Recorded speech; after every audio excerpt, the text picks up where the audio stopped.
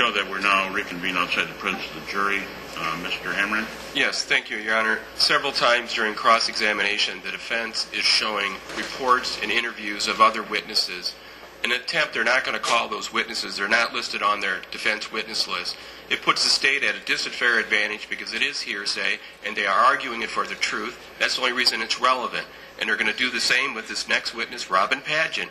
The question is they're asking this witness, what did Robin Padgett tell you, or did she say this? That's clearly hearsay.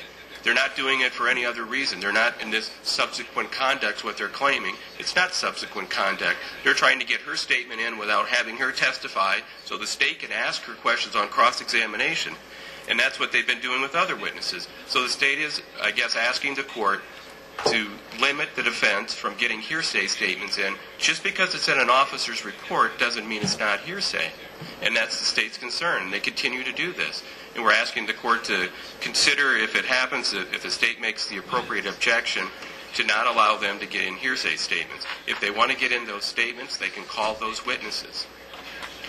And Judge, with all due respect, this is their witness. This is their witness. This is the state's representative who is interviewing these people. It defies common sense that he can't indicate what he's learned in his investigation.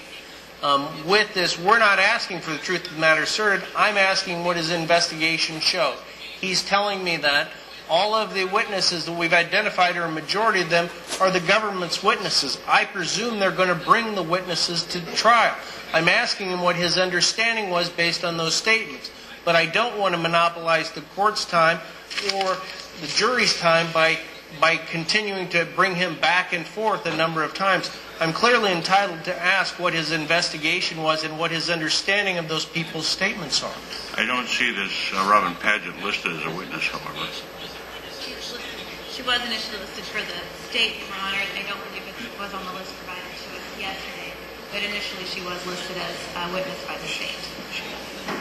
Well, she's not on the witness list now. And she's minuted. I mean, they had 70 different witnesses at the time. I assumed that they were going to call Ms. Padgett. We deposed Ms. Padgett based upon the government's minuting of her in their original trial information. I'm not using it to prove the matter asserted. He has to rely on other statements to do, people's statements to do investigation. Yeah. Anything else? Yes, Your Honor. Just because the state has listed as a witness as a minute, if you follow that logic out, then I can have this witness testify what everybody else told them. And if we tried to do that, they'd object as hearsay. And it is hearsay, and that's exactly what they're trying to do.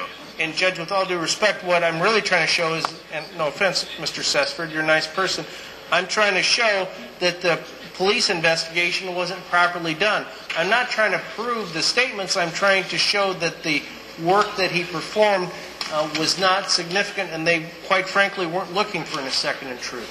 What I have seen so far is, for example, the interview with Mona Weedy, who is going to testify. For example, offering suggestions as to who a second accomplice may be. I think it's perfectly legitimate for the defense to get into that issue.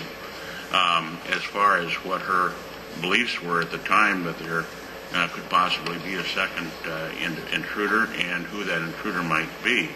And I think it's perfectly proper for the defense to raise the issue that why wasn't this second intruder investigated? And that's what I'm gleaning from the testimony so far. Now, if they come in and say, Robin Padgett told you this, and it's going to the truth of the matter, I think your hearsay objection is perfectly fine. And, Your Honor, I would agree with the court on Mona Weedy, but that's not the only witness. They did this with several witnesses. They got in hearsay through Darren Smith, which they will try to argue in their closing, so the state will object in their closing. Sure. They got Darren Smith apparently identified a second intruder as this. Is Mr. Smith listed as a witness in place? Yes, Your Honor. And that's what I'm saying, is they can call the witness and have him say what they want to say. It's just it puts the state at a disadvantage because we can't cross-examine if they don't call these witnesses. For instance, Robin Padgett. Did the state make an objection to any of the statements from this Mr. Smith so far? I don't know. No, Your Honor, because the state was under the impression that the court's previous ruling was going to allow the defense to go there. And maybe I didn't understand the ruling correctly. Well, I think it's perfectly correct that if you feel that somebody's not, they're using this witness to try and establish truth from somebody else's statements to make your objection, and they would be sustained. Okay, right. Thank you. Okay. Anything else? Judge, this is their witness. He's doing an investigation. I'm asking specifically, yes, no, there's no additional record to be made, Okay. Judge. That'll be it. I'll wait your objections tomorrow then. Okay. We'll see you tomorrow morning, 9 o'clock. Thank you, Judge.